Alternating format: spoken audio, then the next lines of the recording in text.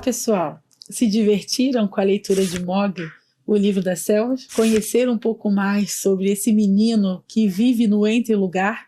Aquele de ser menino demais para ser lobo e selvagem demais para ser menino? Essa inadequação que Mowgli vive, né, de experienciar os dois mundos, o dos humanos e os dos selvagens, o da floresta, faz com que camadas de subjetividade sejam adicionadas à narrativa. Porque, de alguma forma, o que Kipling faz é utilizar o olhar infantil para traçar um panorama sobre o que seja esse outro, esse selvagem, aqueles que vivem do lado de lá, do lado dos não civilizados. E a camada de subjetividade, ela chega justamente pelo fato de Mowgli não estar pensando exatamente nesse outro, está pensando muito mais na questão de pertencer a algum mundo. Para Mowgli em si, enquanto sujeito subjetivo, tanto faz o afeto do mundo selvagem, que na verdade é o que ele opta, né? Muitas das vezes, a gente vai vendo no conto, mas também em determinado momento, principalmente no conto Tigre, Tigre, em que ele tem um contato maior com os aldeões, tem um contato maior com alguém que lhe inspira uma maternidade humana, a gente vai ver que ali também se estabelece algum tipo de afeto para com aquele lugar de pertencimento humano. Mesmo que com o decorrer da própria narrativa, a gente vai ver surgir também um certo desprezo de Mowgli em relação a essas pessoas, mas muito mais pelas suas condutas fora do comportamento ético que ele aprende no mundo da selva, do que por conta do grau de humanidade e semelhança que eles possam ter. Isso fica muito claro no possível afeto que se estabelece entre ele e a personagem que ele vê como mãe humana ali nesse conto. Apesar dessa carga afetiva, subjetiva, humana, né, do personagem Mowgli, é importante também observar o seu lugar na dinâmica da selva enquanto aquele que é superior, que faz parte, inclusive, do discurso colonialista britânico, porque, afinal, Mowgli é uma criança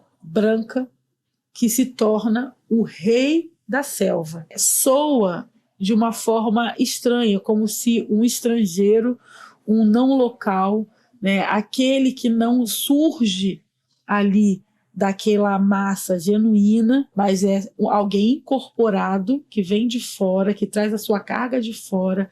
É como se aquele ali, com as suas crenças e valores, se impusesse sobre os demais num ar de hierarquia, que a gente vai ver que isso é a cartilha do colonialismo, né? A gente pode até citar o filósofo intelectual pós-colonial Edward Said, porque ele faz uma referência a Kipling ao longo dos seus estudos, apontando que sim, o Livro das Selvas, o Kipling também, nos seus poemas e outras obras, ele vai sim utilizar esse espaço da literatura para passar as ideologias britânicas ocidentais de civilização e barbárie comuns à cartilha colonial, imperialista, vigente numa Índia, né, e no Império Britânico de final do século XIX e também ali de primeira metade do século XX. Né? A gente não pode esquecer que o colonialismo é um fenômeno de poder, né, muito capilarizado em diversas potências ocidentais, que vai durar mais de um século. Né? E Kipling se insere nesse cenário também. E aí, nesse sentido, voltando ao conto Tigre, Tigre ainda, é interessante observar como o narrador, né, de Kipling, mas também o próprio Mowgli, observa os comportamentos daquelas pessoas das aldeias, né, os indianos, né, os verdadeiros indianos, né, genuinamente nascidos e culturalmente pertencentes ao território da Índia que estava sob dominação. Então, apesar da humanidade, do afeto que eu falei agora há pouco, esses personagens também são retratados a partir do grau da desumanização. São personagens submissos, desordeiros, algumas vezes preguiçosos, retratados com um certo grau de exotismo que faz com que essa retratação, essa representação, ela esteja dotada dessa ideologia que representa o sujeito ocidental branco inglês como inteligente, sábio, ordeiro, civilizado, e aqueles colonizados, né, como justamente subalternos e dependentes do paternalismo britânico para sobreviver. Então, de alguma forma, Mowgli flerta com esse olhar. E eu trouxe aqui um trechinho muito curto em que a gente observa isso. Mowgli diz, esses homens não têm modos, diz Mowgli de si para si. Só o macaco cinza se comportaria como eles. Ele jogou os cabelos para trás e franziu o senho, olhando para a multidão. A gente pode observar que, além do olhar de superioridade que Mowgli lança para aquela comunidade, que nesse caso estava ali discutindo banalidades, né, que são apresentadas na narrativa, e Mowgli de alguma forma não acredita, porque as histórias contadas estão muito floreadas e Mowgli é detentor do saber da floresta, então ele desqualifica também as narrativas humanas pelo desconhecimento, olha isso, né, o lugar em que ele se coloca. Mas essa citação, para além de mostrar essa superioridade do olhar do Mowgli, ela também traz um outro dado, que é a questão dos macacos, que são os Badar-log, que para a narrativa ganham uma carga colonial relacionada àqueles súditos ao Império Britânico que se colocavam insubmissos a essa colonização. O povo dos macacos que não aceitavam, que rejeitavam a grande lei da selva, que nada mais é a grande lei que metaforiza as leis britânicas coloniais. Essa fala que coloca os indianos aldeões no mesmo pé que os macacos, né, o povo dos macacos, isso não é à toa. Isso é proposital para mostrar que ambos, né, se fundem enquanto subalternos, enquanto inumanos, enquanto incivilizados, enquanto aqueles que precisam dos britânicos para ganharem o quê? As leis, para ganhar civilidade, para serem humanos, para ganharem efetivamente humanidade. E aí, como eu falei, é importante a gente olhar para a própria lei da selva, que é sim uma metáfora imposta pelo colonialismo britânico, mas também dentro do campo, do espaço da selva, essa lei, né, que é uma lei, a primeira e mais antiga lei do mundo, a lei que rege o equilíbrio da selva, essa lei é uma lei de ética. Nada mais é do que um conjunto ético de conduta para a harmonia e equilíbrio das agendas dos diversos povos da floresta.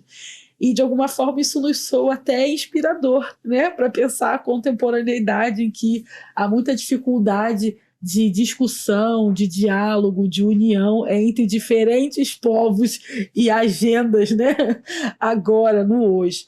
Então, a gente vai, claro, olhar a lei da selva e principalmente como o narrador apresenta essa lei com essa criticidade, mas a gente vai entender que para aqueles animais e também para Mowgli, né, que acaba se tornando um grande diplomata, ele conhece todas as palavras secretas, todas as palavras normas, todas as palavras necessárias de todos os povos, de todas as línguas que habitam a floresta, então ele se torna ali, né, um poliglota, um diplomata, aquele que transita em todas as culturas, quase um Flaner benjaminiano ali, linguístico. Então, isso vai trazer para a gente, para o entendimento de que existem muitas vontades e agendas no campo do selvagem. Uma metáfora, mais uma vez, ao colonialismo. E que é necessária essa diplomacia e uma certa ética. E aí a gente abre um parêntese e diz, uma ética ocidental, fecha parênteses, para que as coisas tenham ordem, para que as coisas aconteçam. O que é uma grande balela, porque o mundo da selva está Império Britânico e continuará pós-Império Britânico, sendo essa também uma das grandes questões da ruína e das fragilidades do colonialismo, né? O quanto ele se impõe de forma egóica sobre a vida, a cultura e as agendas alheias. Então, de alguma forma, essa lei da selva, ela brinca com essa ambiguidade de atender às demandas e agendas daqueles selvagens que lá estavam e que lá permanecerão, e com as leis e agendas daqueles que vêm de fora para uma imposição colonial. Isso, sem dúvida, é muito sofisticado. E nesse sentido das relações, a gente precisa olhar para o personagem do Baloo. Como eu havia falado na aula anterior, ele representa a ideologia britânica sobre a educação colonial. Baloo, ele vai, a partir das suas falas e a partir dos seus comportamentos enquanto um professor sábio, rígido e, de alguma forma, afetuoso, ele vai o quê? Encampando o fardo civilizador do homem branco, que a partir da educação vai civilizar aquelas crianças nativas, né? Que no caso do colonialismo a gente vai ver não só em O Livro da Selva, a gente vai ver, por exemplo, num filme muito famoso que é Ana e o Rei, né? Que também passa na mesma lógica dela sair para colonizar, educar, colonizar aquelas crianças lá do outro lado do mundo, na cartilha do Império Britânico. É basicamente a mesma coisa que o Baloo ele vai fazer quando ele vai educar os lobinhos, né, e as crianças ali, os animaizinhos da selva. E também Mowgli entra nesse grupo, né, sobre essas leis, sobre esses comportamentos e sobre, sobretudo, o que ele fala diversas vezes na narrativa, que é ensinar o lugar de cada um na sociedade, de cada um, de cada povo na sociedade. E não tem nada mais colonial do que isso, né? Então, de alguma forma, esse personagem ele está representando o papel da escola enquanto instituição de poder que vai auxiliar na engrenagem do imperialismo britânico. E aí, gente, não vai ser à toa que tanto o Baloo quanto o Bagheera vão exaltar a racionalidade de Mowgli em detrimento da irracionalidade dos demais animais. Bom, essa é uma ideia iluminista, né, que vem na cartilha do colonialismo. E, de alguma forma, na narrativa, é mostrada de diversos ângulos, como, por exemplo, o fato dos outros animais não conseguirem olhar Mowgli nos olhos. É como se aquela racionalidade, aquele status de humano o colocasse num lugar de privilégio e superioridade em relação aos demais animais da natureza. Então, eu quero só citar rapidamente uma frase que Baloo fala para Bagheera e Mowgli em relação a essa humanidade. E ele diz: um filhote de um homem é filhote de um homem, e ele precisa aprender toda a lei da selva. Então, essa necessidade diplomática, né, que Mowgli precisa aprender para se tornar o rei da selva, mostra essa ideologia colonialista que Kipling encampa. Mas, de forma alguma, isso desmerece a obra. Pelo contrário, me instiga, inclusive, a querer estudá-la ainda mais, porque são em obras como essa que a gente vai entendendo as brasas do passado e refletindo sobre o que a gente não quer para o nosso futuro. Mowgli, O Livro da Selva, é um livro que vive no meu imaginário afetivo. E acredito que no imaginário afetivo de muitos de nós. Mas não é por conta somente desse olhar crítico, mas é sobretudo porque Mowgli é, no fundo, uma criança que quer afeto, que quer pertencimento e que quer proteção da sua comunidade. E por isso, esse livro é tão universal. Espero que vocês tenham gostado da aula e a gente se vê num próximo encontro por aí. Tchau!